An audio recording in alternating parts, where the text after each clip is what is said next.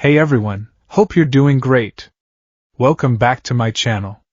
In today's video, we'll dive into what if Deku was a nekoluga. Smash that subscribe button, and be sure to peek at the description below. Let's begin. The bell shrieked, a sound that grated on Izuku Midoriya's ears with the piercing finality of a closing coffin lid. It was the end of the day at Aldera Junior High, a moment of liberation for most, but for Izuku, it was merely the transition from one form of confinement to another. He remained seated for a long moment, allowing the initial stampede of his classmates to thunder past. It was a practiced maneuver, one born from years of painful experience. His body, a collection of mismatched and elongated parts, was not designed for the frantic crush of a school hallway. He was tall. Unnaturally so. At 14, he was already brushing against 6'3". But it was a height devoid of any athletic grace or imposing presence. He was a line drawing of a person, sketched by an artist with a shaky hand and a poor sense of proportion. His limbs were too long, his torso too narrow, his head just slightly too large, giving him an almost funhouse mirror silhouette. His joints seemed to pop and click with a quiet, unsettling rhythm when he moved. He was a living, breathing exercise in the uncanny valley. When he finally rose from his desk, the motion was a slow, deliberate unfolding, like a carpenter's ruler. He had to dip his head to clear the top of the doorframe as he stepped out into the now emptying corridor. The looks he received were the same as always, a mixture of morbid curiosity, revulsion, and pity. Whispers followed him like a cloud of gnats. "There goes the stick bug. Did you see his hands? They're like spiders. My mom says it's some kind of growth disorder. He's quirkless, you know, quirkless." That was the official word. The label stamped on his file, a neat and tidy box for a reality that was anything but. It was the simplest explanation, the one that allowed society to categorize him and move on. But Izuku knew, in the marrow of his strange, elongated bones, that it was a lie of omission. He wasn't just someone without something, he was something else entirely. His destination was not the school gate, but the library. It was his sanctuary, a place where the silence was a comfort, and the only stares he received were from the faded portraits of long-dead authors. He navigated the short distance with the practiced, ducking and weaving gait he perfected over a decade. He passed a group of girls who fell into a sudden, conspicuous silence, their eyes tracking him until he was gone. He felt the familiar heat rise in his cheeks, a flush of shame so constant it was almost a part of his baseline body temperature. His homeroom teacher's words from earlier that day still echoed in his mind. "You're all third years now," Mr. Suchida had said, passing out the career aptitude surveys. "It's time to start thinking seriously about your futures." He had given a theatrical sigh. "But who am I kidding? You all want to be heroes, right?" The class had erupted, a cacophony of celebratory quirk activations. A boy with extendable fingers stretched them to the ceiling. A girl hardened her skin into a glittering crystal, another floated her pencil in the air. Izuku had kept his head down, his two long fingers tracing the grain of his wooden desk. And then came the inevitable. "Sensei!" Katsuki Bakugo's voice, sharp and explosive as the miniature blast he could conjure from his palms. "Don't lump me in with these losers. I'm the real deal. I aced the mock exam. I'm the only one here with the stuff to get into UA High." The teacher had glanced at Bakugo's application. "Ah yes, Bakugo. You're aiming for the national school. Your scores are certainly impressive. I'll end up more popular than All Might himself," Bakugo had declared, leaping onto his desk. "And it all starts with UA." Then, the teacher's gaze had drifted, a lazy, dismissive sweep across the room that snagged on Izuku. "Oh. You're also aiming for UA, aren't you, Midoriya?" The silence that fell was absolute. It was heavier than any object, colder than any winter night. Then came the laughter. It wasn't just teasing, it was cruel, incredulous. The idea was so preposterous, so utterly absurd, that it broke the very fabric of their classroom reality. Bakugo had frozen, slowly turning to look at Izuku. His red eyes, usually burning with arrogance, were now glacial with contempt. "Deku!" he'd snarled, the nickname a venomous hiss. "You're below the rejects. You're quirkless. You're not even built right. Do you really think a place like UA would let a creepy, useless freak like you in?" The word freak struck a chord deep within Izuku, a dissonant, painful vibration that resonated all the way back to a sterile, white room a decade ago. The memory, sharp and vivid as if it happened yesterday, surfaced unbidden. He was 4 years old, perched on a large examination chair, his legs, already gangly and disproportionate, dangling far above the floor. His mother, Inko, sat beside him, her hands clasped so tightly in her lap that her knuckles were white. Across from them sat Dr. Tsubasa, a man with a kind face that was currently pinched in a mask of profound, professional bafflement. "Well, Mrs. Midoriya," the doctor began, swiveling in his chair to look at a series of X-rays glowing on the light box behind him. "The tests are conclusive, in their own way." Inko leaned forward, her voice a trembling whisper. "Does he have one? A quirk?" Dr. Tsubasa took off his glasses and polished them on his coat, a stalling tactic Izuku would later learn to recognize in adults confronted with the inexplicable. "Here's the thing, most people in the world today have a quirk. The deciding factor, the one biological marker we've found to be consistent, is the presence or absence of the extra joint in the pinky toe. Those with a single joint have quirks. Those with two, don't." He pointed a pen at one of the X-rays, a ghostly image of Izuku's foot. "Izuku has the single joint. By all accounts he should have a quirk. But," he trailed off, tapping another image. This one was of Izuku's entire skeleton. It was a cartographer's nightmare. The bones of his limbs were longer and thinner than any recorded human standard. The growth plates were abnormally active, suggesting a continuous, low-level proliferation. "His cellular makeup is just as puzzling," the doctor continued, picking up a chart from his desk. "We found no identifiable quirk factor. None. His DNA doesn't have the markers we look for, but it does have other things. Unidentified protein chains, dormant cellular structures that don't match anything in our databases. His entire biology seems anomalous." He turned to face them, his expression one of weary resignation. "Medically, I can't tell you what your son is. His skeletal structure, his cellular potential, it's a complete unknown. But in the eyes of the state, the definition is clear. A quirk is a conscious, superhuman ability. The absence of such an ability, regardless of underlying biology, is classified as quirkless." "So, he's quirkless?" Inko's voice cracked. "Officially, yes," the doctor confirmed, his tone gentle but firm.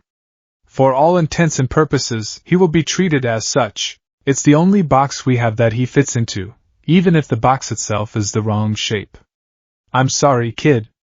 He had looked at Izuku then, and for the first time, Izuku saw not a doctor, but just a confused man. "You should probably give up on being a hero." The drive home was silent.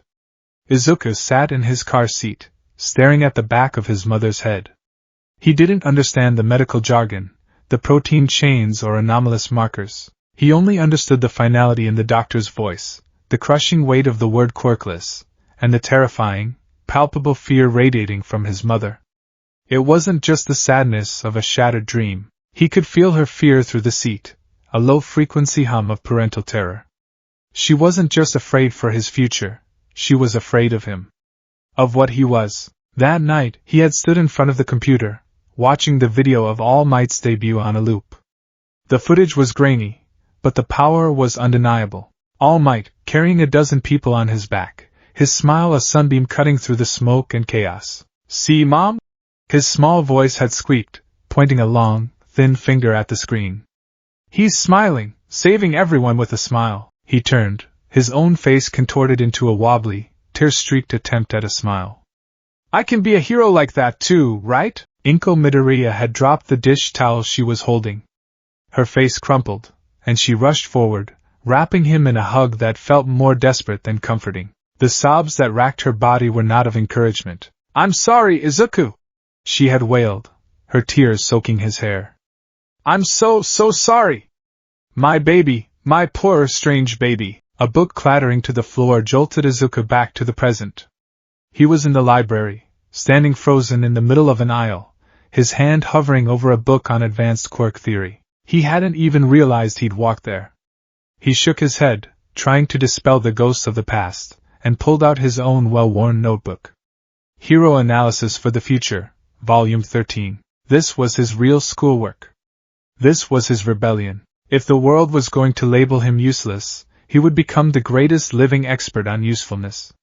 He couldn't have a quirk, but he could understand them better than anyone. His obsession with heroes wasn't just worship, it was a frantic, desperate search for a loophole. He didn't just analyze their strengths, he analyzed their weaknesses, their support gear, their fighting styles, and most importantly, how they overcame their own limitations. He found a secluded corral in the back and opened his notebook. Today's subject was the pro-hero Eraserhead.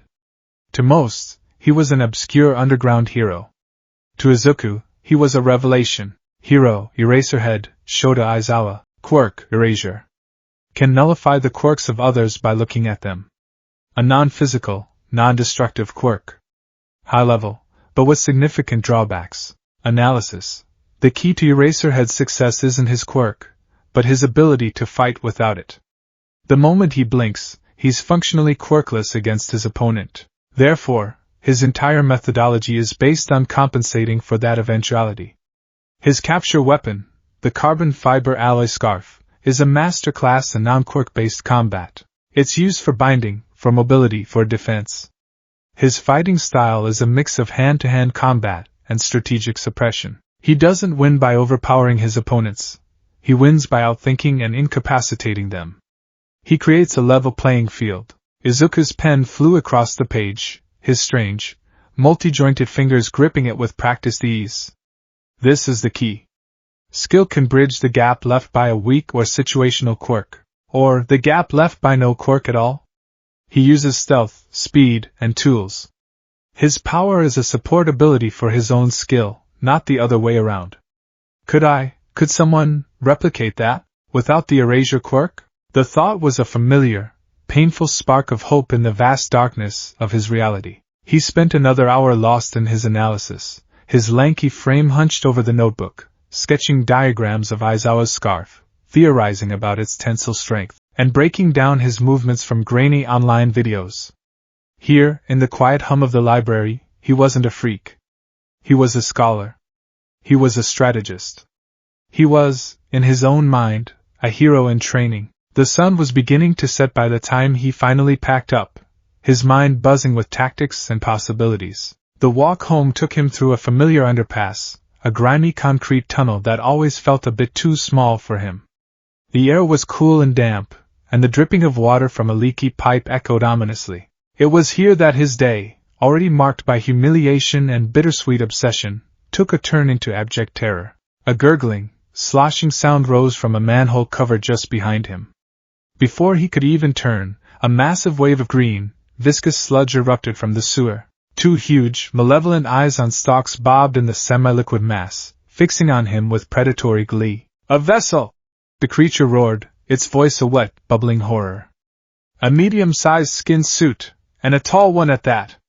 "Perfect!" Izuku froze, his blood turning to ice. "A villain. Here. Now." His hero-analyst's brain screamed at him to run, to assess, to do something. But his body was locked in place, a statue of pure fear. The sludge lunged. It was suffocatingly fast. One moment Izuku was standing, the next he was engulfed. The substance was thick, slimy, and smelled of raw sewage and decay. It forced its way into his mouth and nose, a vile, choking tide. He clawed at it, but his long, thin fingers just slipped through the goo. He couldn't get a grip. He couldn't breathe. "Don't worry, I'm just hijacking your body," the villain gurgled, its voice now inside his head, a sickening, intimate violation. "It'll only hurt for about 45 seconds, then it'll all be over." Panic, primal and absolute, seized him.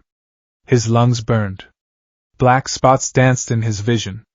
He was dying. He was going to die here, in this filthy tunnel, his last moments spent as a puppet for a sewage monster. His hero notebooks, his dreams, his analysis, all of it was meaningless. He was just a weak, quirkless, freakish boy. No, not like this. Just as his consciousness began to fade, a shadow fell over the entrance of the underpass. "Have no fear, you are safe!" A voice boomed, a sound so powerful it seemed to vibrate the very air.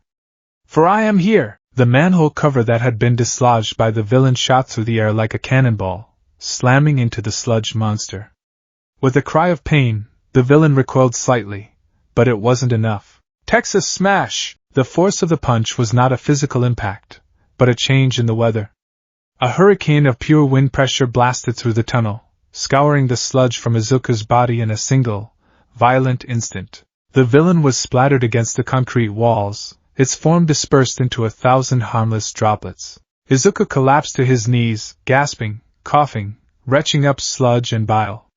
He looked up, his vision blurry with tears and oxygen deprivation, and saw him. It was All Might, not on a screen, not in a memory, but in the flesh.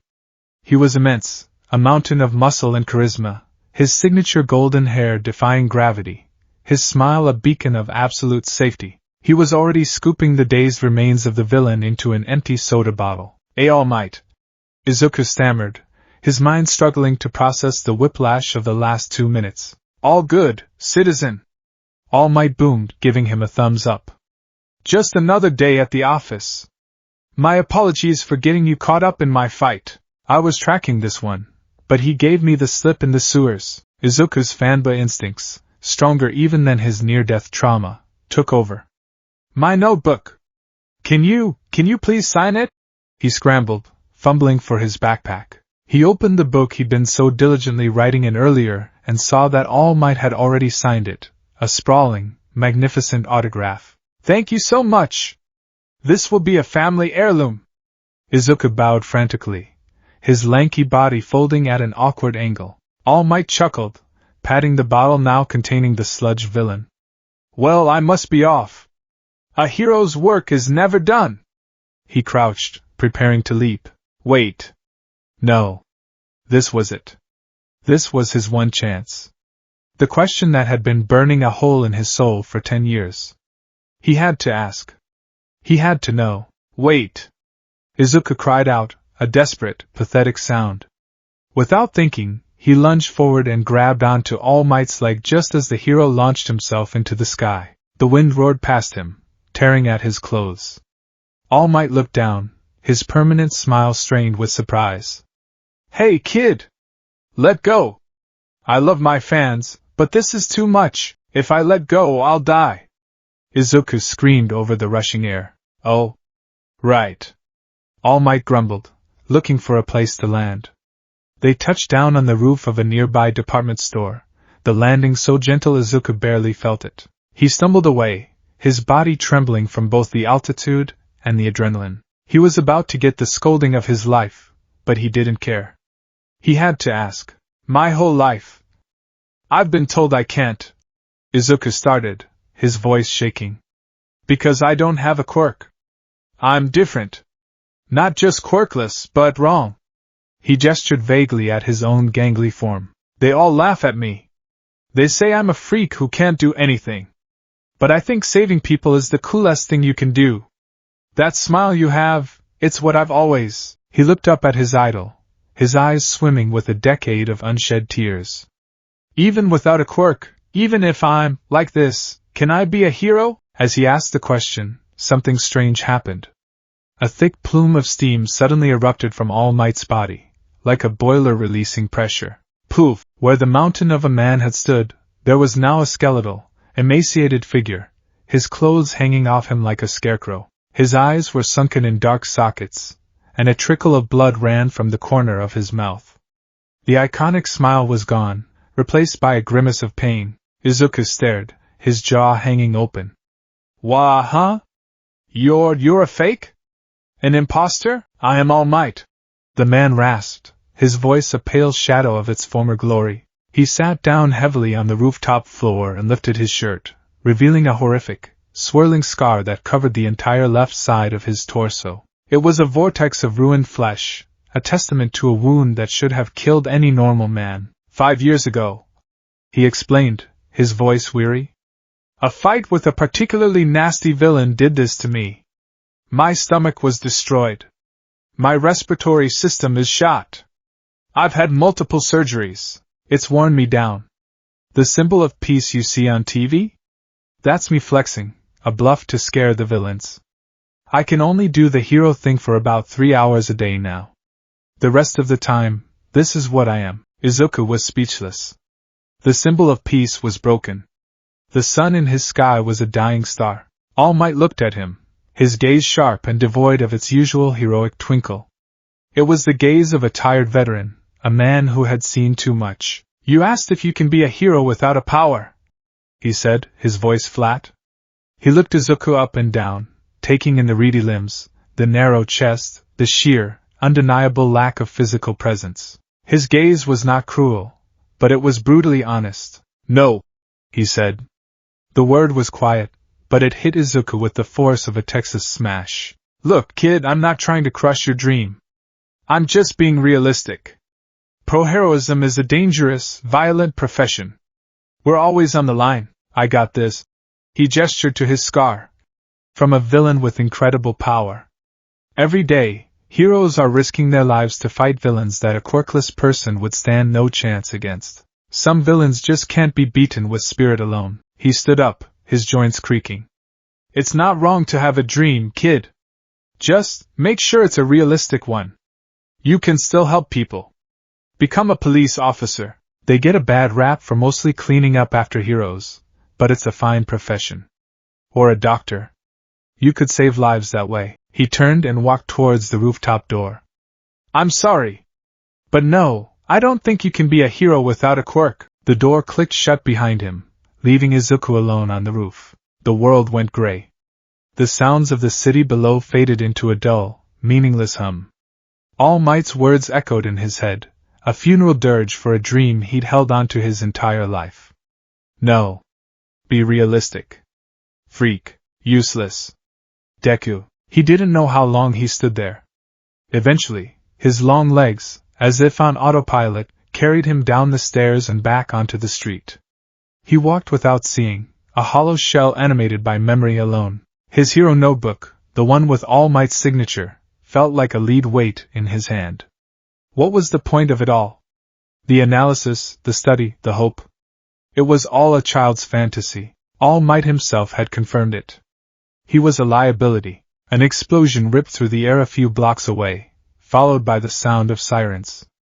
Normally Izuku would have been sprinting towards the sound, his notebook already out. Today, he barely registered it. It was just more noise. Part of a world he could never truly belong to. He shuffled along with the growing crowd, a ghost in the machine. He found himself near the back of a throng of people, all craning their necks to see the action. Fire, smoke, and chaos. The familiar scene of a villain attack. It's that sludge villain from earlier! Someone shouted. Didn't All Might catch him? Izuku's blood ran cold. He remembered the soda bottle. It must have fallen from All Might's pocket during their rooftop encounter. This was his fault. Why aren't the heroes doing anything? Another person yelled. Izuku pushed his way forward, his height giving him an advantage. He saw the scene clearly. The villain was larger now, engorged by the fire and destruction. Kamui Woods couldn't get close because of the flames. Empty Lady couldn't fit down the narrow alleyway. Backdraft was busy putting out the fires. Death Arms was trying to land a punch, but his fists just sunk into the sludge. They were all stymied, their quirks ineffective. And then he saw it. Thrashing inside the suffocating green mass, creating explosions in a desperate, futile attempt to break free, was a head of spiky, ash-blonde hair. It was Bakugo. The world stopped. For all the years of torment, for every Deku, for every explosive shove, for every useless freak, Katsuki Bakugo was the one constant in his life besides his mother. He was the measuring stick of greatness Izuku could never reach. He was arrogant, cruel, and abrasive, and his eyes, his proud, crimson eyes, were wide with a terror Izuku had never seen before. It was the same terror Izuku had felt in the underpass. It was the look of someone who was drowning. Everything else vanished. All Might's rejection. The doctor's diagnosis. The years of mockery. The crushing despair. It all burned away in the face of that one, stark image. Someone needed saving. He didn't think. He didn't plan. He didn't analyze. His hero notebook, volume 13, slipped from his numb fingers and fell to the pavement with a soft thud. His legs, those long, awkward, useless legs moved. They moved before his brain gave the command. They moved with a desperate, primal urgency he didn't know he possessed. He broke through the police line, a lanky, green-haired blur of motion. "Hey! Kid! Stop! It's too dangerous!" a hero shouted, but Izuku couldn't hear them. The world had narrowed to a single, desperate tunnel. At the end of that tunnel was Bakugo's terrified face. His own feet pounded against the asphalt, his gangly limbs pumping, carrying his useless, quirkless, freakish body towards a rampaging villain that not even a team of pro-heroes could stop. He didn't have a plan. He didn't have a quirk. All he had was a single, overwhelming, instinctual thought that screamed from the core of his being. He has to be saved. The world, for Izuku Midoriya, had compressed into a single, roaring tunnel of sound and motion.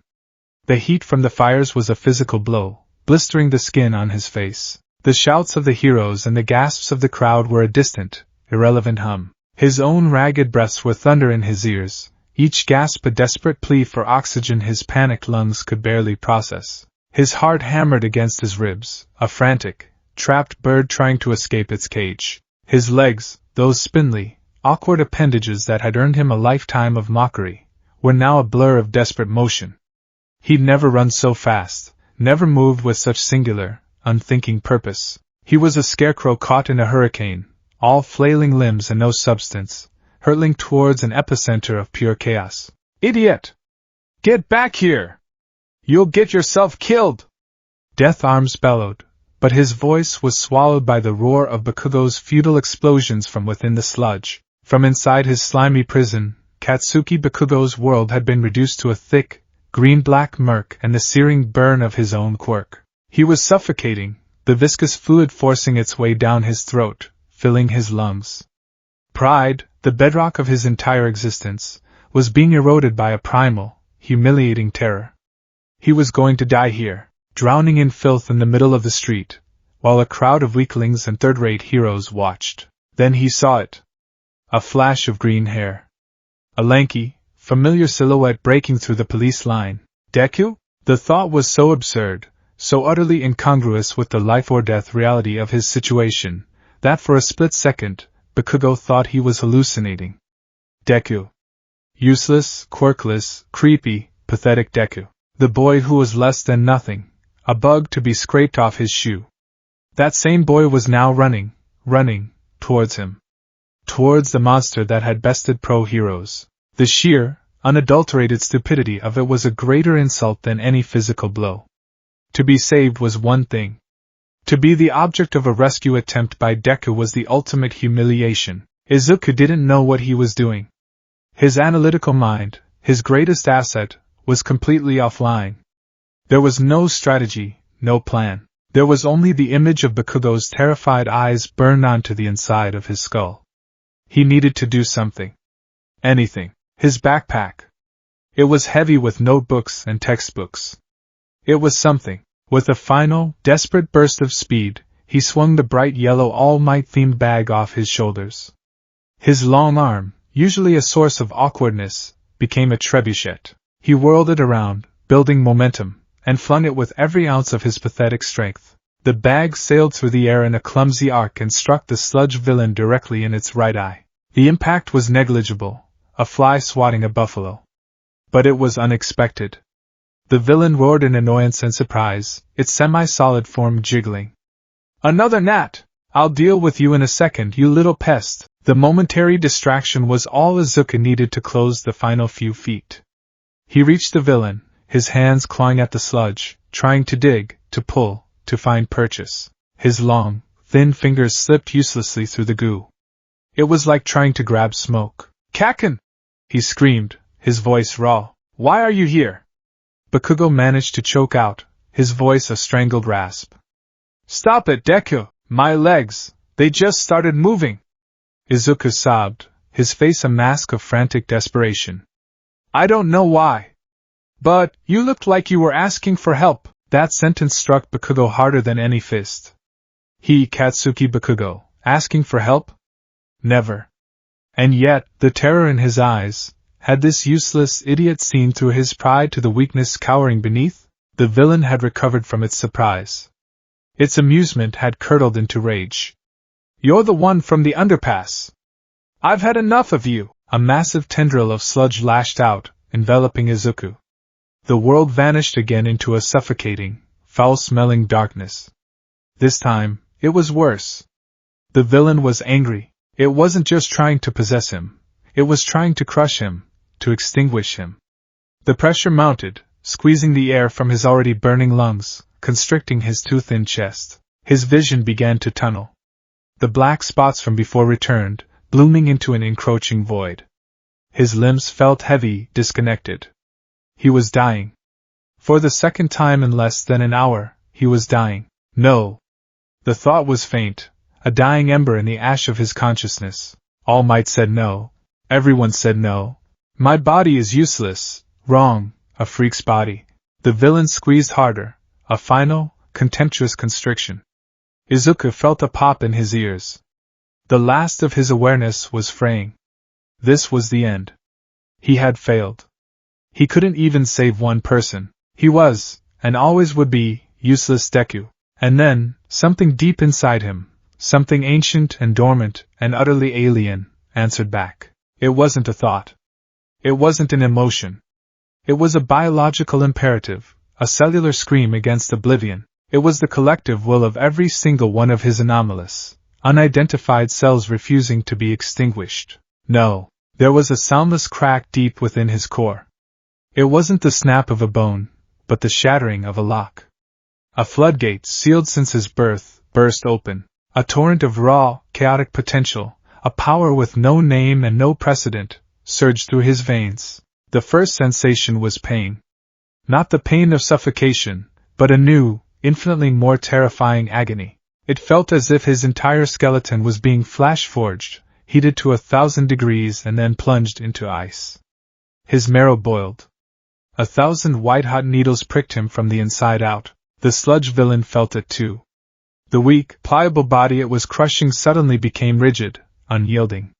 Then, it began to change. From the crowd, All Might, still in his skeletal form and hidden amongst the onlookers, watched in absolute horror and astonishment. He had been about to push through his limit, to transform and intervene despite the risk, when he saw the boy, the one he had just crushed, run in. He'd seen the backpack throw, the pathetic, heroic charge. He'd felt a pang of profound guilt, and now, he was witnessing the impossible. The boy's limbs, already unnaturally long, began to stretch further, contorting at angles that defied human anatomy. The green fabric of his school uniform tore as his arms and legs elongated like dark taffy. The skin, pale and thin, began to harden and darken, taking on a gray, chitinous sheen. Then came the spines. With a series of wet, tearing sounds that were sickeningly audible even over the crackling flames, sharp, bone-like protrusions erupted from Izuku's body. They burst from his back, his shoulders, his forearms, his shins. They weren't neat or clean. They were jagged, brutal spikes of a substance that looked like obsidian, slick with his own blood. They grew with horrifying speed, ranging from a few inches to over a foot long. His head snapped back, a silent scream twisting his features. His jaw unhinged, and his neck stretched, his face becoming a gaunt, terrifying mask. His subtle feline pupils, usually hidden, dilated until his irises were almost gone, leaving two glowing green pools of primal instinct in a sea of black. In the space of 5 seconds, Izuku Midoriya was gone. In his place was a nightmare, a creature of impossible angles and lethal points, a vaguely humanoid silhouette composed of stretched limbs and a forest of razor-sharp spines. He was no longer a boy. He was a weapon. A Tojlin, a cataclysm given flesh. The villain shrieked, a sound of pain and confusion. The body it held was no longer soft. It was a cage of thorns. The spines, erupting from within its grasp, were tearing its semi-liquid form to shreds from the inside. The pain in Izuku's mind had faded, replaced by a single, overriding instinct: survive. Escape. Destroy the thing that holds you, he thrashed. It was not a coordinated attack. It was a wild, convulsive fit of pure, unadulterated violence. His elongated, spine-covered limbs flailed with terrifying speed. Every movement was a cut, a tear, a puncture. He was a living blender set to its highest speed. The sludge, which had been impervious to Death Arm's punches, was shredded into green ribbons. The villain screamed again, trying to reform, trying to hold on, but it was impossible. The thing it was holding was actively unmaking it. With a final, desperate spasm, Izuku twisted his torso, the long spines on his back acting like a circular saw. The villain's hold on Bakugo broke. Air. Glorious, fire-tinged, smoke-filled air rushed into Bakugo's lungs. He coughed, his body heaving, but he was free. He fell to his knees, his eyes wide, and stared at the thing that had saved him. It didn't look like Deku. It didn't look human. It was a tall, spidery horror, a silhouette of black spikes against the orange flames, still thrashing and tearing at the remains of the sludge villain. It moved with a twitchy, unnatural grace, a predator from a world with different laws of physics. It let out a low, guttural hiss that was nothing like Izuku's voice. This was the monster from the entrance exam. The one that had punched the zero-pointer. Bakugo had tried to convince himself he'd imagined it, that it was a trick of the light. But here it was. Real, terrifying. And it had once been the boy he tormented his entire life. In the crowd, All Might's jaw was slack. His mind, which had processed countless battles and assessed thousands of quirks, came up completely blank. This was not a quirk. A quirk was an expression of a biological factor. This was a transfiguration. A metamorphosis. A biological event on a scale he had never conceived of. The boy he had told to be realistic was, in fact, the most unrealistic thing he had ever seen. And his heroic spirit, it had been the trigger. The sight of Bakugo, free and gasping for air, and the monstrous, self-destructive heroism of the boy in front of him, jolted All Might from his stupor. His guilt and awe coalesced into a single, burning purpose. Damn it! He muttered to himself, clutching his scarred side. He ducked behind a wall, ignoring the searing pain as he forced the transformation. Muscle and power flooded his emaciated frame. In a plume of steam, he reemerged, no longer the skeleton, but the symbol of peace. I really am pathetic, he boomed, his voice shaking the very foundations of the buildings. The crowd roared his name. The transformed Izuku was still mindlessly attacking the rapidly dissolving villain, driven by pure, agonized instinct. It didn't seem to recognize that the threat was neutralized. All Might appeared in a blur. You did it, kid! You did what we couldn't! He pulled his arm back, the muscles knotting into formations of impossible power. Now let me finish this! Detroit smash! His punch didn't even need to connect. The resulting wind pressure was a physical wall of force that hit the last remnants of the sludge villain and blasted it into a fine mist. The shockwave was so powerful it changed the atmospheric pressure, and the hot, humid air above them condensed. It began to rain. The sudden downpour sizzled against the fires, washing the grime from the street. The chaos subsided into a stunned, rain-soaked silence. And in the center of it all, the spiky creature shuddered. The adrenaline, the instinct, the raw biological command that had forced the transformation, was gone. All that was left was the consequence. The pain returned, 100-fold. It felt like his body was collapsing in on itself. The spines, with a series of sickening cracks and squelches, began to retract into his flesh. His limbs shortened, snapping back into their usual, awkward proportions. The hardened, gray skin softened and paled. He fell to the ground, a puppet with its strings cut. He landed in a heap, reverting completely to the lanky, green-haired boy he had been just minutes before. He was unconscious before he hit the pavement, his body a mess of blood and torn flesh. His uniform was in tatters, riddled with holes from where the spines had erupted. Small, bleeding wounds peppered his back, arms, and legs, marking every point of his horrific transformation. He looked fragile, broken, and utterly human. The silence was broken by the frantic chatter of the heroes as they rushed forward. He's down! Medics, over here! What the hell was that? What's his quirk? Is he even registered? Later, after being checked over by the paramedics, Izuku was scolded. He sat on the edge of an ambulance, a shock blanket draped over his shoulders, which did little to hide the bloody holes in his uniform. That was incredibly reckless, son! You could have been killed! One of the pro-heroes chided him. There was no reason for you to interfere. You're lucky you have such a powerful, if bizarre, quirk, but that's no excuse for vigilantism. Meanwhile, a few feet away, reporters were swarming Bakugo. That was amazing! Such a powerful quirk!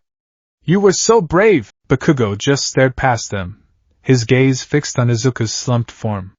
His face was a thunderous mask of confusion, anger, and a new, unsettling emotion he couldn't name. It might have been fear, or it might have been a sliver of grudging respect, a concept so foreign to him it felt like a poison. He was alive because of a suicidal charge by the most useless person he knew, who had then turned into a monster to save him. The logic of his world had been shattered into a million pieces. Izuku didn't hear the scolding. He barely felt the sting of the antiseptic wipes the paramedics used on his wounds. He just sat there, numb, staring at his own hands. His long, strange, spider-like hands, the hands that had clawed uselessly at the sludge. The hands that had belonged to the spiky creature of instinct and pain. He was dismissed, told to go home and think about what he'd done. He shuffled away from the scene, the shock blanket still around him, the rain plastering his green hair to his forehead. The streetlights cast long, distorted shadows that seemed to mock his own gangly form. He was a hero. He had saved someone. He was a monster. He had terrified everyone, including himself. He was a failure. He had been told no by his idol. He was something else. Something unknown and painful. He didn't know which was true. Maybe they all were. DKU! The voice was like a gunshot in the quiet street. Izuku flinched and turned. It was Bakugo, stomping towards him, his hands jammed in his pockets, his face contorted in its usual scowl, though it seemed more strained than ever. I never asked you to save me, he snarled. I didn't need your help. I had it handled. So don't you go thinking you can look down on me now, you damn freak! He spun around and stormed off without another word, a whirlwind of unresolved rage and bruised pride. Izuku watched him go. It was the closest thing to a thank you he had ever received from Bakugo. It felt almost as painful as the transformation. He turned to continue his lonely walk home, his head hung low, when another figure stepped out of an alleyway, blocking his path. It was a skeletal, haunted-looking man in a baggy white t-shirt. It was All Might. Izuku froze. He braced himself for another lecture, for more disappointment. Young man, All Might began, his voice raspy and quiet. He looked exhausted, but his sunken eyes held an intensity that pinned Izuku in place. I came back to talk to you. And to apologize. Izuku blinked, bewildered. Apologize? For what? I told you that you couldn't be a hero, All Might said, his gaze unwavering. I was wrong. The words hung in the damp air between them. Izuku's breath hitched. What I said on that rooftop, it came from a place of bitter experience. All Might continued, gesturing vaguely to his own frail body. I've seen what this job does. I've seen good people, powerful people, get broken by it. When I looked at you, I saw a boy with a good heart but a fragile body, and I wanted to protect you from the world that broke me. He took a step closer. But what you did back there, that had nothing to do with power or fragility. The top heroes, all of them, have stories from their school days, tales of how their bodies moved before they could think. You did that today. You, the timid, quirkless boy, were the only one who moved. Izuku's eyes started to well up. He fought to keep the tears back. I was wrong about what makes a hero, All Might stated, his voice gaining a new strength, a conviction that had been absent on the rooftop. And, he added, his gaze becoming one of profound, searching curiosity. I was wrong about you. He paused, and for a moment, the only sound was the drip of rain from a nearby awning. He was no longer looking at Izuku like a fragile fanba, but like a puzzle he couldn't solve. Your spirit is unequivocally heroic. It's the spirit of a true hero. But your body... He struggled for the right word, his sharp intellect failing him in the face of the impossible. Your biology is a complete and utter unknown. What I saw back there, that wasn't a quirk as we know it. It was a cataclysm. A metamorphosis triggered by mortal danger and your will to save another. He looked Izuku directly in the eye, his expression a mixture of awe, concern, and a glimmer of something that looked like fear. The symbol of peace, the most powerful man on the planet, looked at a gangly 14-year-old boy and asked a question that recontextualized Izuku's entire existence. "Young man, what are you?" The dam broke. The tears Izuku had been holding back for a decade finally fell. They weren't tears of sadness or despair. They were tears of catharsis. For the first time in his life, someone had seen his strangeness not as a defect, not as a reason for mockery or pity, but as a profound mystery worthy of a question. He wasn't being told what he wasn't. He was being asked what he was. He choked on a sob, his whole body shaking with the force of his emotion. He wiped his eyes with the back of his bloody, trembling hand. He looked at his hero, at this broken, tired, but fundamentally good man, and gave the only honest answer he had. "I don't know," he whispered, his voice cracking. "I've never known." The rain fell in a steady, cleansing sheet, washing the grime and chaos from the street but doing little to quell the tempest in Izuku Midoriya's soul. He stood before the skeletal form of his idol, a boy-shaped question mark caught in the amber glow of a flickering streetlight. All Might's words, "I was wrong, what are you," were not an accusation, but an invitation. An admission of ignorance from the symbol of peace himself that was more validating than a lifetime of praise. Izuku's sobs subsided into ragged, hitching breaths. He wiped his face on the sleeve of his tattered uniform, leaving a smear of grime and blood. "I don't know," he repeated, the words tasting of salt and rain. "The doctor, when I was 4, he said my body was an anomaly. He said I had the single-jointed toe, but no quirk factor. He found things in my cells. Things he couldn't identify. They called me quirkless because it was the only label that fit." He looked down at his own hands, those long, pale, multi-jointed fingers that had always felt alien to him. "It's always been like this. I'm too tall, too thin. People stare. They call me a freak. It hurts when I grow, like my bones are stretching too fast for my skin. And this," he gestured vaguely to his own body, a gesture encompassing the bloody holes in his uniform and the memory of the agonizing transformation, "has never happened before. Not like that. Not ever." All Might, or rather, the man named Toshinori Yagi, listened with an unnerving stillness.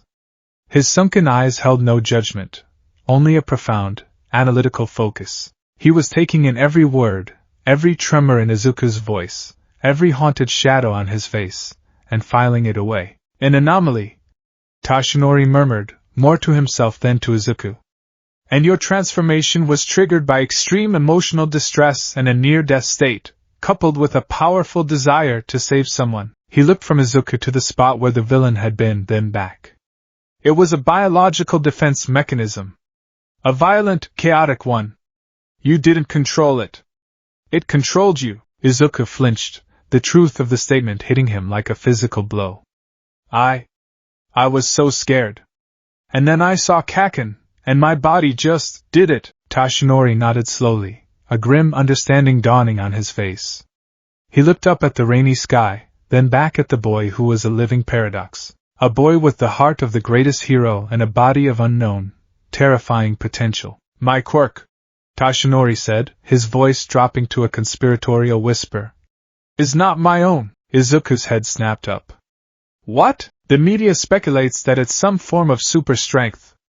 A simple augmentation quirk. That's a lie I've cultivated for years. The truth is far stranger." He took a deep, rattling breath. "My quirk is called One for All." Izuku's encyclopedic knowledge of quirks came up with nothing. The name was unfamiliar, absent from any forum, textbook, or hero database he had ever scoured. "It is a power that is passed down from one person to the next, like a sacred torch. A stockpiling quirk. It accumulates the power of each user, growing stronger with every generation. I am the 8th wielder of this power." He held up a hand, a frail, bony thing that had once been able to level city blocks. "The quirk itself has no true form. It is pure, transferable power, and the one who wielded it before me, my master, she passed it on to me." He paused, his gaze locking with Izuku's. "And I believe you are worthy of inheriting it next." The rain stopped. Or perhaps it was still falling, but Izuku could no longer hear it. The world had gone silent, compressed into the space between him and this dying legend. The offer was so immense, so reality-shattering, that his brain refused to parse it. It was like trying to comprehend the size of the universe. Me? He finally squeaked, his voice a pathetic mouse-like sound. But you saw me. I'm a freak. A monster. What if what I am is some kind of villainous quirk that hasn't woken up yet? The old fear, the one he'd buried deep down, resurfaced. What if everyone who called him a monster was right? I saw a monster tear apart a villain to save a boy who tormented him, Toshinori corrected sternly. I saw a body that acted on a hero's instinct. Quirks are tools, young man. They are not inherently good or evil. A knife can be used by a surgeon to save a life, or by a murderer to take one. The same is true of the power that resides in you. Your heart, your spirit, is what I am choosing. You ran into danger when professionals hesitated. You inspired me to act, to push past my own limits. That is the quality I am looking for. A desperate, fragile hope began to bloom in Izuku's chest, a flower pushing its way through concrete. You really mean it? Toshinori's expression became deadly serious. The faint hint of All Might's heroic fire flickered in his sunken eyes. I do. However, the word hung in the air, heavy and foreboding. I have no idea what One for All will do to you. To your unique condition. He gestured to Izuku's lanky frame. This power is a raging inferno of energy. For a normal quirkless person, inheriting it is like pouring a gallon of gasoline into an empty cup. The body must be trained extensively to become a suitable vessel, or it will explode. Your limbs would be blown clean off. Izuku paled, picturing it with vivid, anatomical detail. But you, Toshinori continued, his gaze intense. You are not an empty cup. You are a closed system. A biological reactor with an unknown fuel source that only ignites under extreme pressure, pouring One for All into you. I cannot predict the outcome. He began to pace, his mind working furiously. The synergy could be catastrophic. The raw energy of One for All could act as a constant catalyst, triggering your transformations uncontrollably. It could burn you out from the inside, your own cells devouring the energy, and then themselves. It could tear your very being apart on a molecular level. He stopped and faced Izuku, the full gravity of the situation etched on his face. Or it could be the key. It could provide the fuel your body needs to not just trigger those transformations, but to control them. It could stabilize them, empower them, turn your body's cataclysmic self-defense mechanism into a true, controllable quirk. It could make you the most powerful and versatile hero the world has ever seen. He presented the choice like a scientist laying out the variables for a world-altering experiment. One outcome was apotheosis. The other was annihilation.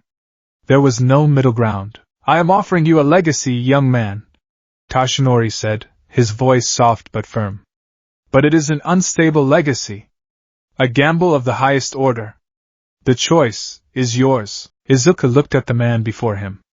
He looked at his own trembling, bloodied hands. He thought of his life up to this point, a life of mockery, of shame, of being an outcast not for what he did, but for what he was.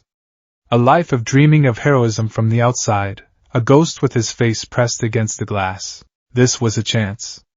It was a terrifying, potentially suicidal chance, but it was a chance to finally seize control. To define himself, instead of being defined by others. To turn the very thing that made him a freak into his greatest strength. He had been told no his entire life. The doctor had said no. His classmates had said no. Bakugo had said no. His idol had said no. His own mother's tears had said no. But now, that same idol was offering him a maybe.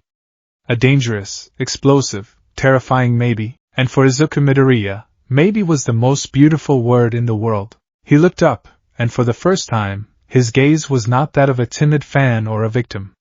It was the gaze of a willing participant. His eyes, with their slitted, feline pupils, shone with a desperate, unwavering resolve. I'll do it, he said, his voice clear and steady, cutting through the night. There was no hesitation. There was no doubt. Whatever it takes. I accept. Toshinori's grim face broke into a small, weary smile. It wasn't the beaming grin of All Might, but it was genuine. I had a feeling you would say that. Very well, young Midoriya. Your journey to becoming a hero, and to understanding yourself, begins now. The first day of training was a lesson in humility. They met at dawn on the shores of Dagoba Municipal Beach Park.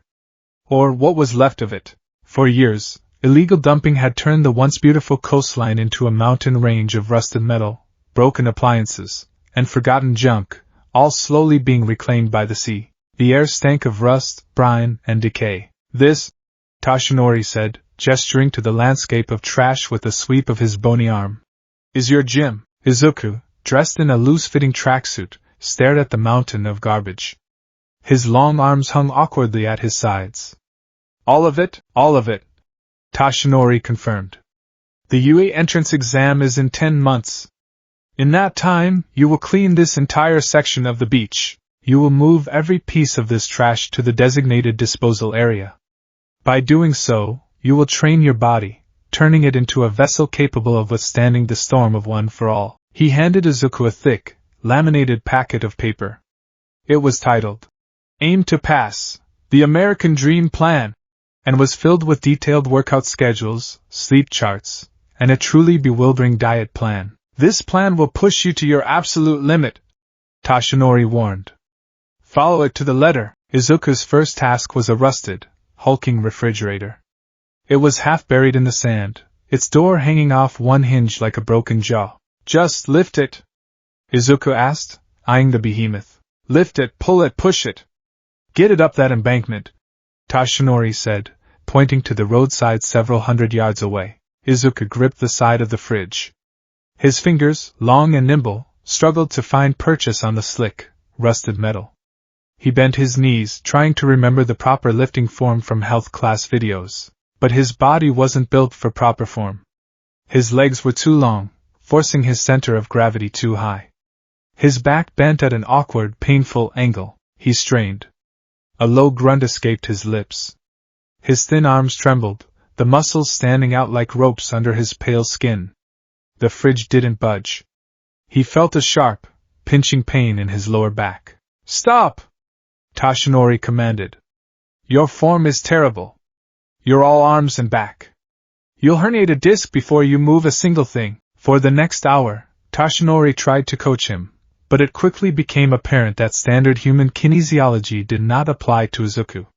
His long limbs created terrible leverage. To lift something heavy, he had to contort himself into positions that looked both absurd and agonizing. It's like trying to teach an octopus to walk like a man, Toshinori muttered under his breath, rubbing his temples.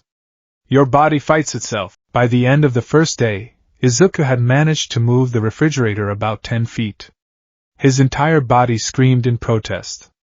Every joint ached. His muscles felt like they'd been shredded. He collapsed onto the clean patch of sand he made, his chest heaving. The next 10 months were a blur of pain, exhaustion, and relentless effort. Every morning before school, and every evening after, Izuku was at the beach. He pulled, he pushed, he lifted, he carried. He learned to work with his strange body, not against it. He discovered he could use his long legs to brace himself at odd angles, generating force where a normal person couldn't. His gangly arms, while not strong, gave him incredible reach, allowing him to dislodge pieces of trash from high up on the piles. He was not just building muscle.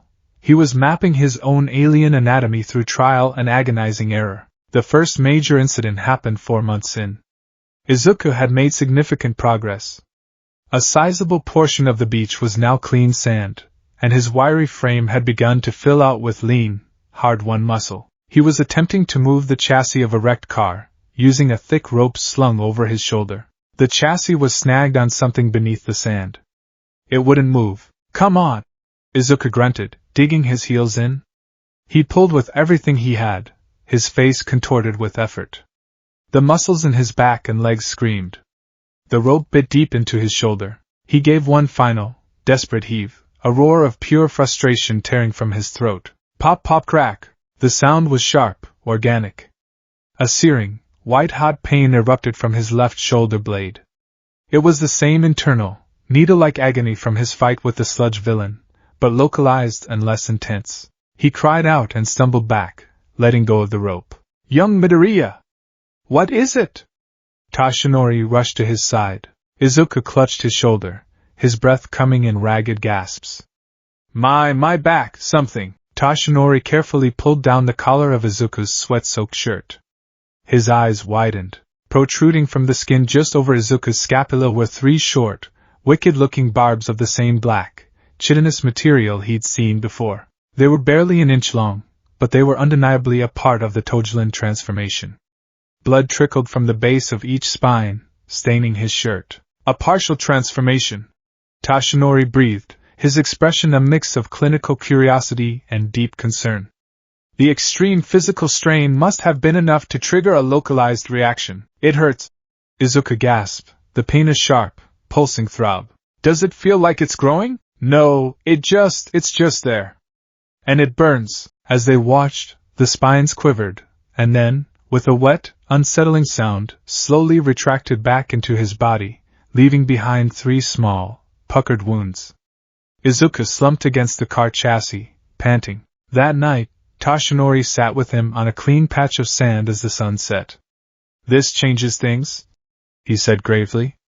Your transformations are not just tied to mortal danger, but to extreme physical exertion. Your body's response to pushing its limits is to weaponize. So I can't push myself? Izuku asked, his voice full of despair. How can I get stronger then? No. You must get stronger, Tashinori countered. But we must be smarter.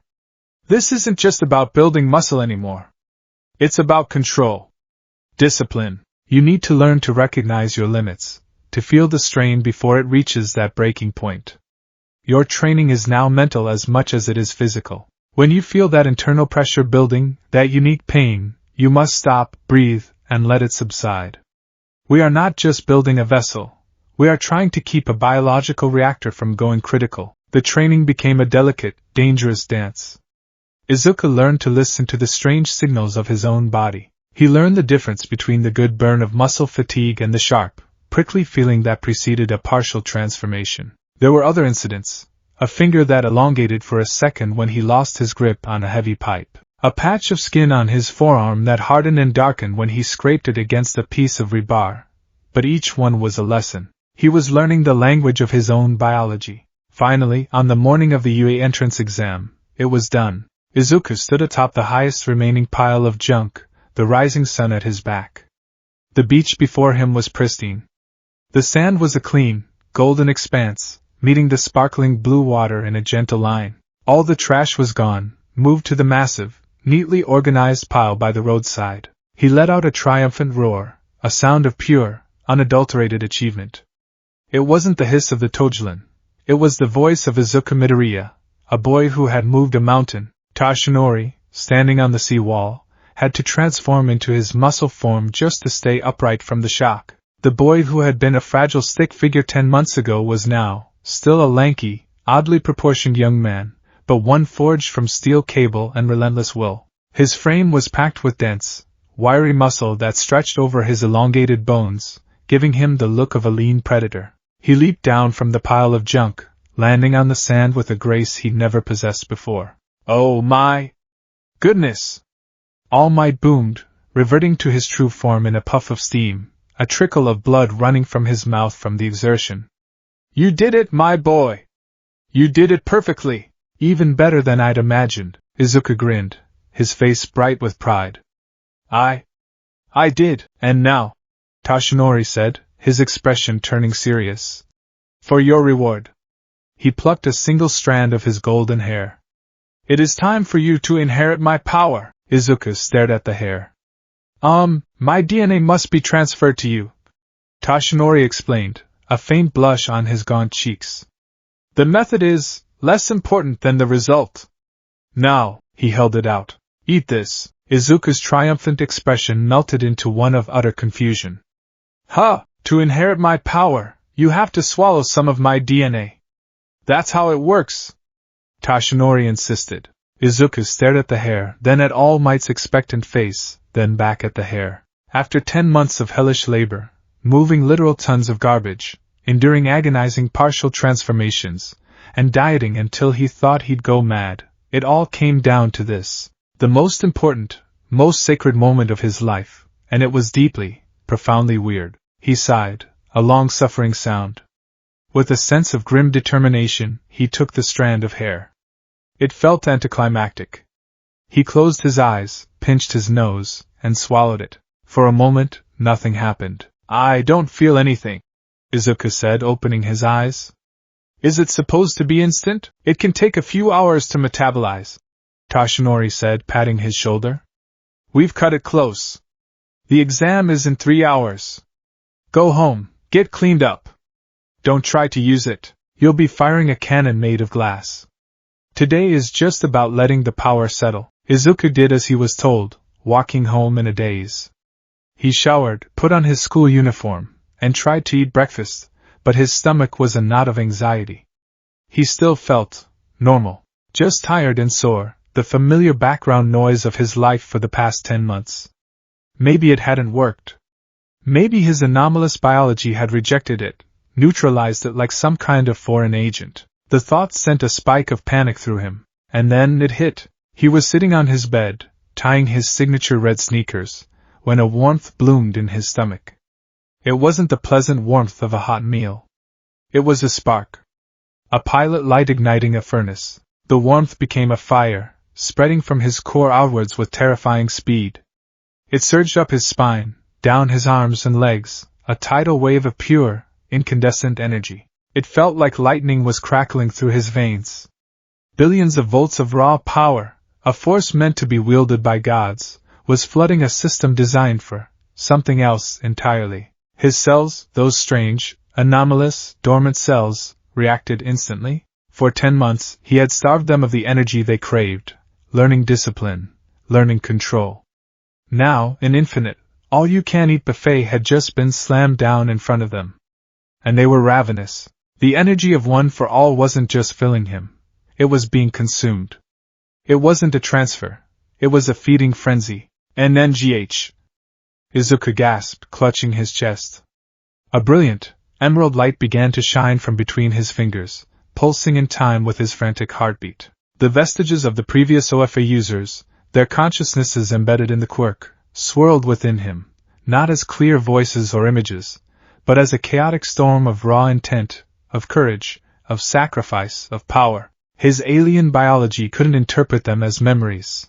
It interpreted them as fuel. He collapsed onto the floor, his body convulsing. Young Midoriya! Toshinori's voice yelled, muffled, from the small communicator he'd given him. He'd been calling to check in. Izuku couldn't answer. His body was no longer his own. His right arm suddenly stretched, elongating to twice its normal length, the skin darkening to a chitinous gray. Then, with a sickening snap, it reverted back to normal, only for his left leg to do the same. Flicker. A forest of black spines erupted from his back, tearing through his clean uniform. Flicker. They were gone, the wounds sealing almost instantly as the OFA energy supercharged his healing. Flicker. His neck elongated, his face becoming a gaunt mask. Flicker. He was himself again, gasping on the floor. He was glitching, a corrupted video file of a boy, his form skipping and jumping between his base state and the terrifying Tojlin form. The raw power of OFA was acting as a supercatalyst, trying to force a full transformation, while his 10 months of disciplined training were fighting back, trying to keep him stable. Inko Midoriya, hearing the commotion, threw open his door. She froze, her hand flying to her mouth, a silent scream on her lips. She saw her son writhing on the floor, his body flickering in and out of a monstrous shape she'd only seen on the news, bathed in a pulsating green light. Toshinori, hearing Inko's scream through the open comm link, felt a stone drop in his stomach. What have I done? He thought, a cold dread washing over him. Did I just kill him? On the floor of his bedroom, Izuku's mind was a whirlwind. He was experiencing the power of 8 generations of heroes, the pain of a forced metamorphosis, and the terror of losing control, all at once. He was going to explode. He was going to be torn apart. But through the chaos, one thought, one piece of his training, held firm. The discipline that had been forged in fire and pain on the shores of Dagoba Beach. Breathe. Control. It's a part of you. Don't fight it. Guide it. He stopped resisting the flow. He stopped trying to dam the river. Instead, he tried to guide it, to let the energy settle, to let his hungry cells drink their fill without bursting. He focused on the image of the clean beach, the single greatest act of control and willpower he had ever accomplished. Slowly, painfully, the flickering began to subside. The wild surges of power stabilized, sinking deeper into his body, finding a strange, new equilibrium with his unique biology. The glowing green light faded, receding beneath his skin, leaving him feeling full. Like a battery charged to 1,000,000%. He lay on the floor, panting, drenched in sweat. His uniform was ruined, but his body was whole. He was exhausted, drained, but he was alive. The storm had passed. He pushed himself up into a sitting position, his limbs feeling both incredibly heavy and impossibly light. He looked at his hands. They looked the same. But they felt different. He could feel it. A universe of power, sleeping just beneath the surface, intertwined with the strange, cataclysmic potential that was his own. Inko was still frozen in the doorway, tears streaming down her face. Tashinori's voice crackled through the calm. "Young Midoriya? Boy! Are you alright? Talk to me." Izuku took a shaky breath. He looked at his mother's terrified face, and then at the All Might poster on his wall. He had survived. He had taken the first step. "I'm okay," he rasped into the calm. His voice was hoarse, but it was his. "I'm okay, All Might. The vessel is holding." Outside the apartment building, Tashinori leaned against the wall, relief so profound it almost buckled his knees. He looked up at the sky, a rare, genuine smile gracing his lips. He had gambled, and he had won, but the game was just beginning. He had passed on his unstable legacy. And now, he could only watch and hope as his successor, a boy who was a cataclysm unto himself, walked towards his destiny. The gates of Yue High loomed before Izuku Midoriya like the entrance to another world. They were immense, modern, and intimidating, a physical manifestation of the impossible dream he had chased his entire life. Students from all over the country milled about, a vibrant, chattering sea of nervous energy and ambitious hope. Each one of them was a potential rival, a potential hero, and each one of them carried their quirk with an air of casual confidence that Izuku had never known. He felt the thrum of one for all under his skin. It was no longer the raging, uncontrollable inferno from that morning. It was now a deep, resonant hum, a vast reservoir of power sleeping in the marrow of his bones, intertwined with his own strange biology.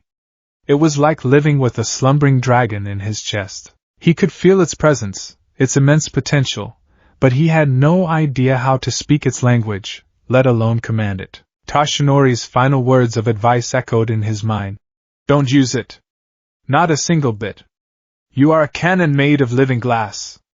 Today is about passing, not about showing off. Your body has accepted the power, but it has no idea how to channel it.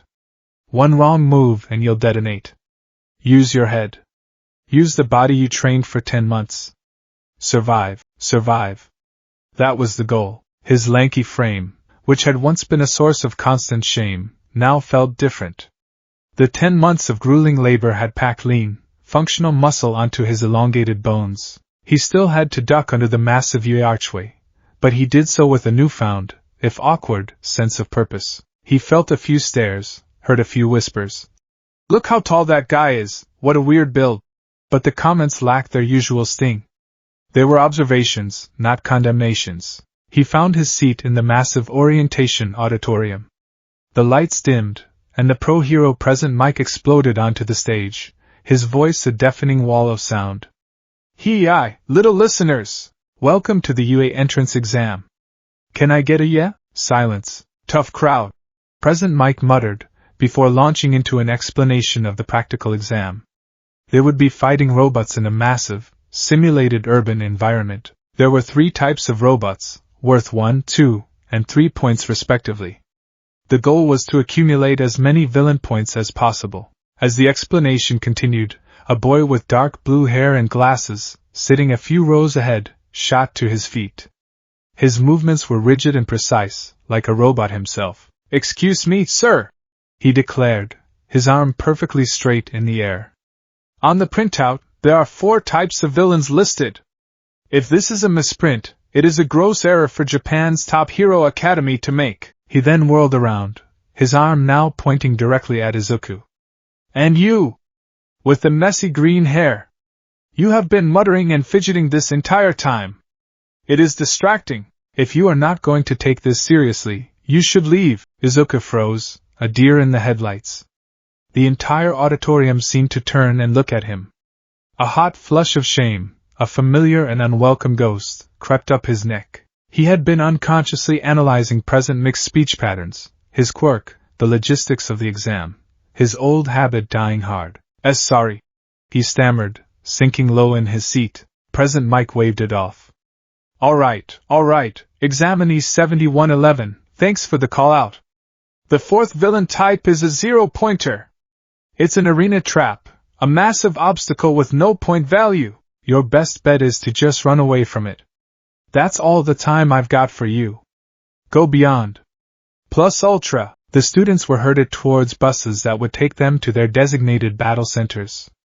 Izuku found himself at Battle Center B, standing before another set of colossal gates. The boy with the glasses was there, still eyeing him with suspicion. He also saw a kind-faced girl with rosy cheeks and a brown bob, who seemed to be nervously psyching herself up. And then he saw him, Katsuki Bakugo. He was stretching, his expression a mask of supreme, explosive arrogance. He wasn't in Izuku's battle center, but their eyes met across the crowd. Bakugo's lip curled into a sneer. It was a look that said, "You don't belong here. You're just a pebble in my path." Izuku took a deep, steadying breath. He's wrong, he told himself. I earned my place here. I moved a mountain. The gates to Battle Center B slid open with a deep groan. Before them lay a sprawling cityscape, a concrete jungle of towering buildings, empty streets, and shadowy alleys. And start! Present Mick's voice boomed from unseen speakers. The other examinees shot off the line like sprinters, a blur of motion and quirk activations. A boy with engines in his calves, the one with the glasses, was gone in a flash. Others flew, leaped, or simply ran with practiced speed. Izuku was left standing in the dust, his mind still processing the abrupt start. Wait! There's no countdown in a real fight, he realized aloud, before breaking into his own run. His stride was long and loping, a result of his unusual proportions. He covered ground quickly, but it was awkward, lacking the explosive power of the others. He rounded a corner and saw his first targets. A pair of one-point robots, sleek, green machines on a single tread, closing in on another examinee. The boy, who had lasers shooting from his navel, blasted them both into scrap metal with a blinding flash of light. 2 points! He cheered before running off in search of more. Izuku skidded to a halt. The sheer speed and power on display were overwhelming. Everyone was a whirlwind of destruction, their quirks perfectly suited for this kind of direct combat. A girl with acid hands melted a 3-pointer. A boy with a tail like a whip smashed another. And Izuku, what could he do? He couldn't touch one for all. And his base form, while stronger than before, had no offensive capabilities. He was just a tall, weird-looking kid tripping over his own feet in a war zone. He saw a 1-pointer rolling towards him. Okay, my chance, he thought. He balled his hand into a fist and threw a punch. His knuckles connected with the robot's metal chassis with a dull, painful thud. The robot was completely unharmed. Izuku, on the other hand, yelped and shook his hand, a sharp pain shooting up his arm. The robot's red optical sensor focused on him. Target acquired! It droned, raising a small cannon. Izuku yelped again and scrambled away, his long legs carrying him out of the line of fire just as a plasma bolt seared the spot where he'd been standing. He ducked into an alleyway, his heart pounding. This was a disaster. He had 0 points. He couldn't damage the robots. He was a complete liability. The mockery from his junior high days echoed in his ears. Useless. Freak. Deku. He slumped against the alley wall, despair a cold, heavy weight in his gut. 10 months of brutal, back-breaking labor, and for what? To fail at the first hurdle because he couldn't throw a decent punch? He looked at his hand, the knuckles already purpling. He had power. A universe of it coiled inside him. He could feel it, begging to be used. Just a little. 1%. Maybe just his finger, like a flick? No, Toshinori's voice echoed in his memory. You'll detonate. He was trapped. He couldn't use his power, and without it, he was useless. He slid down the wall, ready to give up. As he did, his gaze fell upon the towering buildings surrounding him. They were impossibly tall, their rooftops scraping the sky. An idea, born from his analytical mind, sparked in the darkness. Eraserhead. He thought of his analysis of the underground hero. His success isn't his quirk, but his ability to fight without it. He uses stealth, speed, and tools. He wins by outthinking and incapacitating them. Izuku wasn't Eraserhead. But he didn't have to fight like everyone else. He had been so focused on what he couldn't do, destroy robots, that he hadn't considered what he could do. He stood up, a new resolve hardening his features. His body was strange, yes. But that strangeness was a tool. He looked at the fire escape running up the side of the building. His legs, toned and powerful from months of hauling trash up and down the beach, were perfect for climbing. His long arms gave him incredible reach. He began to climb. He moved with a surprising speed, his gangly limbs finding purchase with an almost simian grace. He ascended several stories in seconds, his low center of gravity no longer a hindrance, but an asset that kept him plastered to the wall. He reached the roof and peered over the edge. The cityscape was spread out before him like a battle map. From here, he could see everything. He saw clusters of robots moving down main thoroughfares. He saw examinees fighting, and more importantly, he saw examinees in trouble. Down the street, a girl was cornered by 3 two-pointers. She had a gigantification quirk, but the alley was too narrow for her to grow. Izuku's hero-analyst brain kicked into high gear. He spotted a pile of scrap metal on his own rooftop, leftover from a previous battle. He grabbed a long, heavy piece of pipe. "Hey!" he yelled, his voice carrying in the urban canyon. The girl and the robots looked up. "Over here!" He heaved the pipe over the edge. It plummeted downwards, not aimed at the robots, but at the wall just behind them. It struck with a deafening clang, the impact and the sound startling the robots. Their programming made them pivot towards the new, unexpected threat. That single second of distraction was all the girl needed.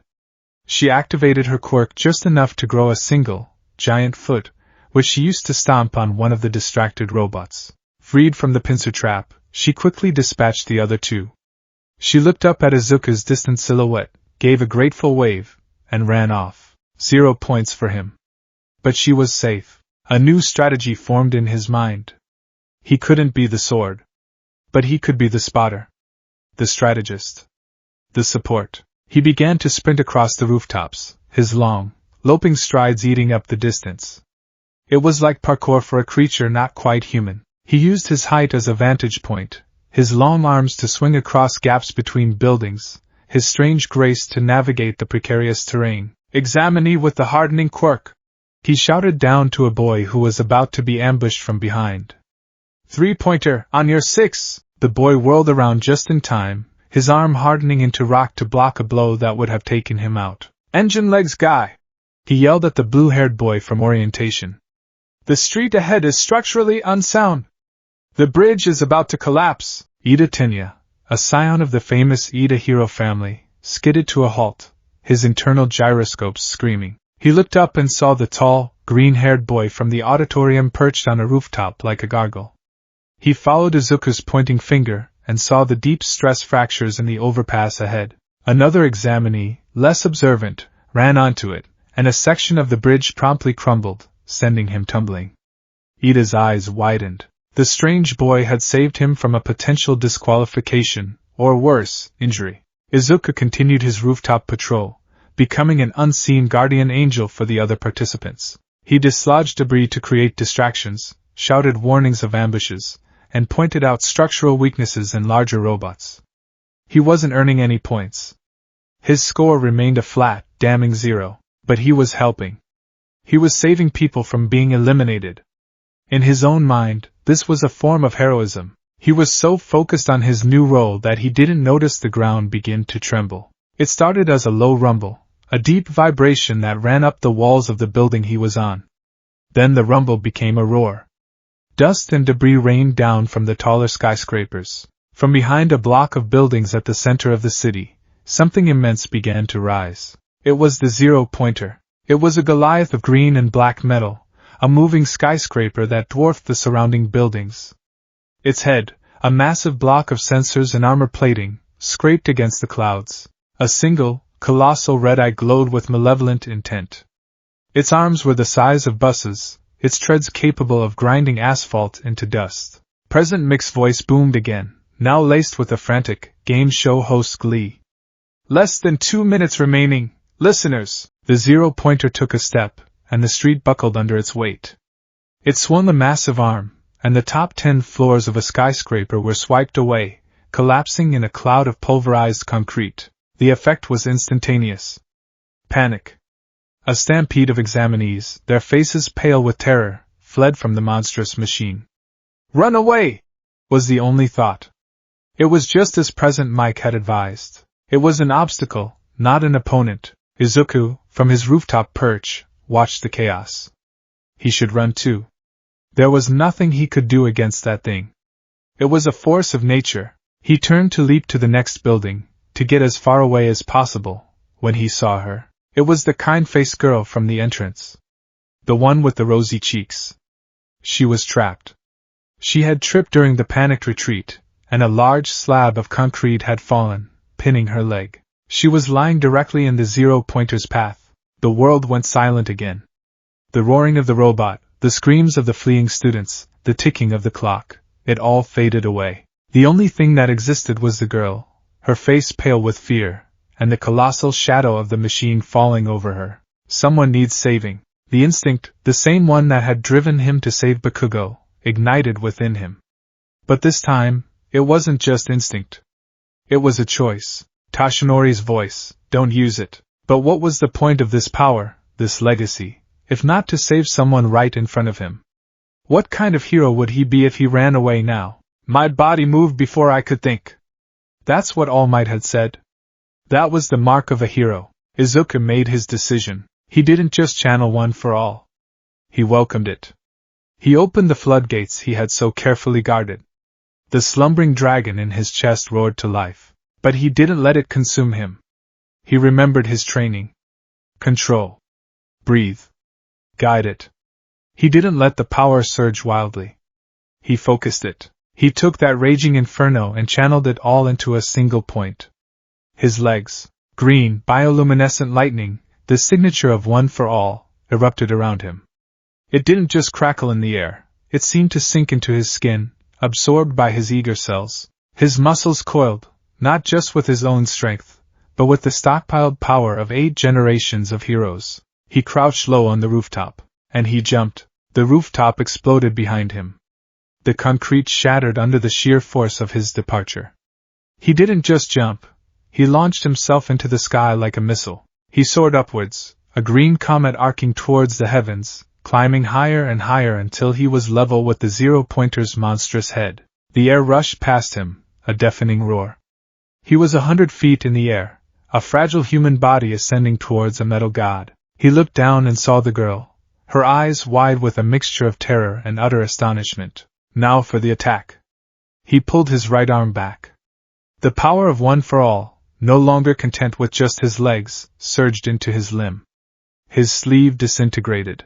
The muscles in his arm swelled, becoming thick and corded with impossible power. But something else was happening. The sheer stress of channeling that much power, combined with the G-forces of his jump and the imminent impact, was too much for his body to handle in a conventional way. It was the perfect storm, a near-death situation, the fall, extreme physical stress, the power, and a desperate will to save. His nekoluga biology responded. It wasn't a full, agonizing transformation like with the sludge villain. This was different. It was a synergy. One for all wasn't just breaking his body. It was fueling a controlled, weaponized evolution. His arm didn't just swell with muscle. It began to contort. His bones, supercharged with energy, elongated and twisted. His fist and forearm reshaped themselves, the flesh and bone hardening and spiraling into a bizarre, drill-like shape. The skin took on a dark, metallic sheen, and the green lightning of one for all coiled around it, concentrating at the tip. It was a grotesque, terrifying, and beautiful fusion of human power and alien biology. He was at the apex of his jump, hanging in the air for a split second, a boy who had become a living projectile. He saw the zero-pointer's single red eye focus on him. He put the strength of his body, the legacy of 8 heroes, and the core of his own strange being into one desperate, world-breaking cry. Smash! His arm shot forward. The drill-shaped fist struck the zero-pointer's head not with the blunt force of a normal punch, but with a focused, piercing impact. The result was catastrophic. There was a sound like a thunderclap and a meteor strike happening at once. The metal armor of the robot's face, designed to withstand explosions, buckled, warped, and then tore open. Izuku's fist, a biological spearhead of immense power, punched straight through the behemoth's head, erupting out the other side in a shower of sparks, circuits, and sheared metal. The zero-pointer froze. Its colossal red eye flickered and died. For a long moment, the Titan stood motionless, a hole punched clean through its brain. Then, with a deep, groaning protest of tortured metal, it began to fall backward, away from the trapped girl. Izuku was still in the air, his momentum spent. Gravity, patient and unforgiving, reasserted its claim. He looked at his arm.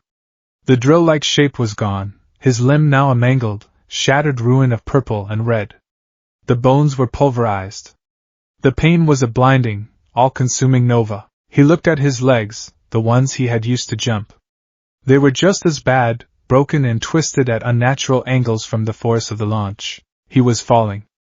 Plummeting back to the concrete from 100 feet in the air, a broken, powerless thing. He was going to die. He had saved her, but he was going to die. Down below, Achiko Uraraka watched in stunned silence. The terrifying boy who had been shouting warnings from the rooftops, the one who looked like a strange, lanky scarecrow, had just launched himself into the sky and killed the unkillable. And now he was falling, a broken doll tumbling from the sky. Izuku's vision was graying out from the pain. His consciousness was a flickering candle in a hurricane. But through the agony, one last instinct remained: save. He couldn't save himself. But the girl, the falling debris from the zero-pointer's collapse. His left arm, the only limb that wasn't shattered, was still functional. His nekoluga biology, even in his base form, gave it an unnatural length, an unnatural elasticity. With the last dregs of his consciousness, he flung his good arm out. It stretched further than it should have, his fingers grasping for purchase. His fingertips brushed against a steel girder jutting from a damaged building. He latched on, his fingers groaning under the strain. His body, instead of plummeting straight down, swung in a wide, pendulum arc. His trajectory changed. He was no longer going to splatter on the pavement. He was swinging directly towards Achiko, and so was a massive chunk of falling debris from the robot. He used his momentum, the last of his strength. As he swung past her, he used his outstretched arm to hook the slab of falling concrete, deflecting it, sending it crashing to the ground a dozen feet away from her. The strain was too much. His fingers slipped from the girder. He crashed to the ground in a heap, his body a tangle of broken limbs. The impact sent a final, blinding shockwave of pain through him, and the world went black. Time's up! President Mick's voice roared, signaling the end of the exam. The silence that followed was absolute. The other examinees, who had been fleeing, slowly emerged from their hiding places. They stared at the scene. They saw the fallen zero-pointer, a mountain of scrap with a hole punched clean through its head. They saw the girl, Achiko, sitting unharmed on the ground. And they saw the lanky, green-haired boy, lying broken and unconscious in the center of a small crater, his limbs twisted at impossible angles. The boy with 0 points had done the most heroic thing anyone had ever seen. Achiko scrambled to her feet and rushed over to him, just as the school's Medibots, led by the pro-hero recovery girl, arrived on the scene. My, the elderly hero said, her eyes widening as she took in Izuku's catastrophic injuries. He really did a number on himself. She leaned down and gave his forehead a soft kiss. Her quirk, a super-accelerated healing process, flooded his body. The crowd of examinees watched, whispering amongst themselves. Did you see that? He took it down in one hit, but look at him, his body is destroyed. What kind of quirk does that? He didn't get a single point from it, though. He's going to fail. Fail? A voice said. It was Achiko, her face streaked with tears. He saved me. He saved all of us. She turned and ran towards the main gates, where President Mike was standing. Excuse me, she yelled. Can points be transferred? He saved my life. He deserves all of my points. The boy with the glasses, Ida Tenya, stepped forward, adjusting his own glasses. I also wish to inquire about this. That examinee identified and warned me of a structural hazard, preventing my potential elimination. His strategic awareness is top tier. Soon, other voices joined in. The boy with the hardening quirk, the girl who could grow, and others Izuku had helped from the rooftops. They all began clamoring, attesting to the strange boy's unseen heroics. President Mike just grinned. In the observation room high above, a group of pro-heroes watched the monitors, a small, rat-like creature in a suit sipping tea among them. Well, Nedzu, a tired-looking man wrapped in bandages said. He's certainly a chaotic one. Principal Nedzu's smile widened. Indeed, Aizawa. This year is proving to be very interesting. He looked at another screen, which displayed the point totals. Examinee 7111, Ida Tenya 54 villain points, 9 rescue points. Examinee 2234, Achiko Uraraka 28 villain points, 45 rescue points. Examinee 7341, Izuku Midoriya 0 villain points. Nedzu took a sip of his tea, his black eyes twinkling. He pressed a button, and a new column appeared on the screen. Examinee 7341, Izuku Midoriya 0 villain points, 60 rescue points. Oh yes, the principal chirped. Very interesting indeed. The hero course is not just about destroying villains, after all. A true hero saves people.